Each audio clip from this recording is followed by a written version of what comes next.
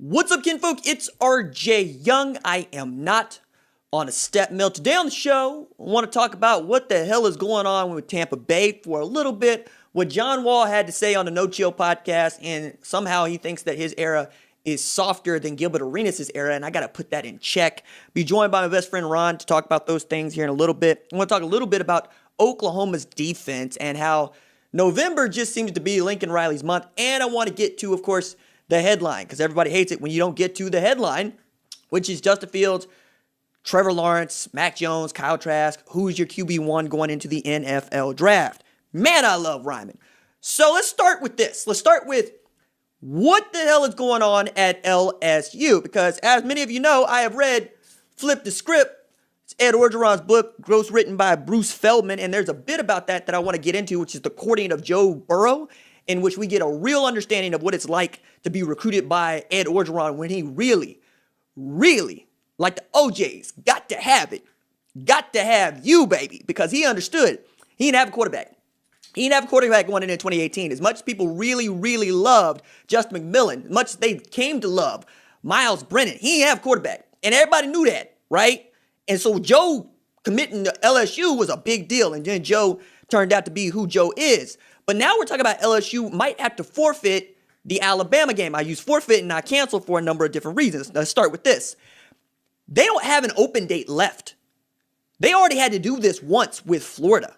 They got to play that Florida game.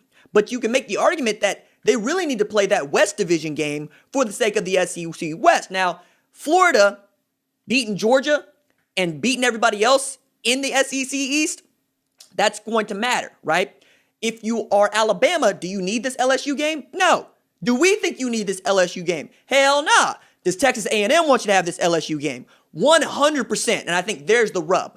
Because LSU ain't the LSU that they thought they were going to be in 2020. They're the LSU I thought they were going to be in 2020. They're going to catch these 5 losses even if it's a forfeit to Alabama. You know what I'm saying?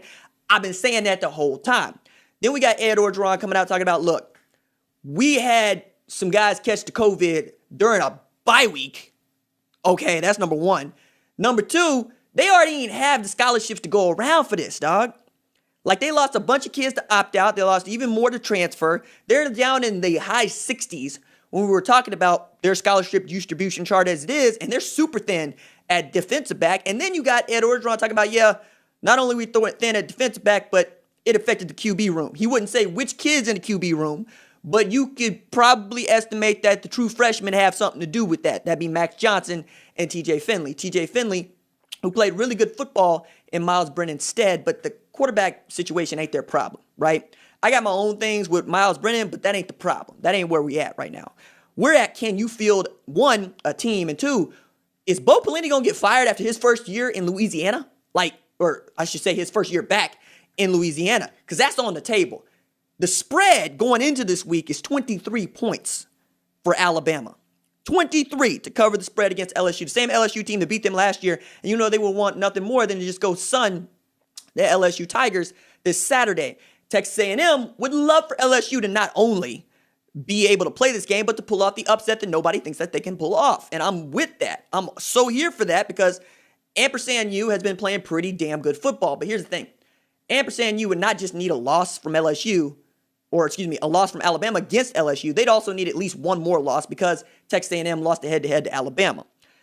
I understand there are folks that believe that Texas A&M can still make the New Year's Six Bowl in the Cotton Bowl, but let me throw a wrench in that. If Notre Dame beats Clemson, you're screwed.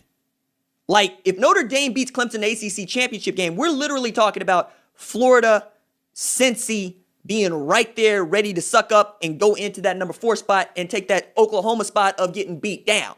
Meanwhile, Oklahoma's sitting pretty because November's shaping up to just be for them once again. But getting back to LSU, they got even more problems, right? Because you got Koy Moore, who went to the Twitters to let everybody know what it really was. Now, I want to unpack that because I think that's important. I think that's really important in this age that we're in right now. We got a new president-elect in the United States of America for all of y'all that have tuned in from Nova Scotia and Bangladesh and, Neptune. For those of y'all, just cluing into that. I'm glad I could deliver that news to you. Yes, Joe Biden is president-elect. Koy Moore alleged that he was harassed by Baton Rouge police on social media on Sunday. And then he released a statement saying that he was violated by police who approached him saying they were looking for guns and drugs on him. He didn't say he didn't have a gun. Like he said, I don't have a gun. They said, where's your gun? He kept saying, I don't have it. His quote here, I was violated numerous times, even as going as far as trying to unzip my pants in search of a weapon that I repeatedly told them I did not have. As I tried to go live for video documentation of the harassment, they snatched my phone. I could have, what he meant to say, I could have lost my life. And I know for a fact nothing would have happened to the guys who did it. As some celebrate the election of a new president, understand the problems that we face have not changed. If I didn't tell those incompetent officers that I was an LSU football player, there's no telling if I would have been here to tell the story. Koy Moore is an outstanding wide receiver. He's got, I think, 8 catches for 70 yards this season. And last year, coming out of, I believe it's, I don't even want to mess that up. I know it's Louisiana, but I don't want to mess up where he is from. I'll just look it up. Because I want to say that it's Kenner, but I could be wrong. Somebody in the chat, hit me up with that if you're in here. Because I know that the LSU folks has probably got something to say about all of this. All to say, I'm with Koy Moore on this, and I understand that that's a much bigger deal. Those police officers, as I read reports, have been put on paid leave, and we'll see where that goes. But if you're Ed Orgeron, this is not the script that you wanted to flip. That just won't be what it is, right? That they can't. No, Ed Orgeron is actually having a coach for his life. Now that's wild, because like I heard the dude came in here and now his chair's just spinning. Okay, so. To that end, if you're Ed Orgeron, what's the move now? The move now is to cancel this game against Alabama, where if you got your 53 men, you know you're still going to get railroaded. And who's going, what you got to serve about that, right? Maybe you want to put it on television. It's supposed to be a big game because it's Masters weekend in November, but don't nobody want to get embarrassed on television. Maybe you want to just go play, and I get that, but play who? And play what? For who? For what?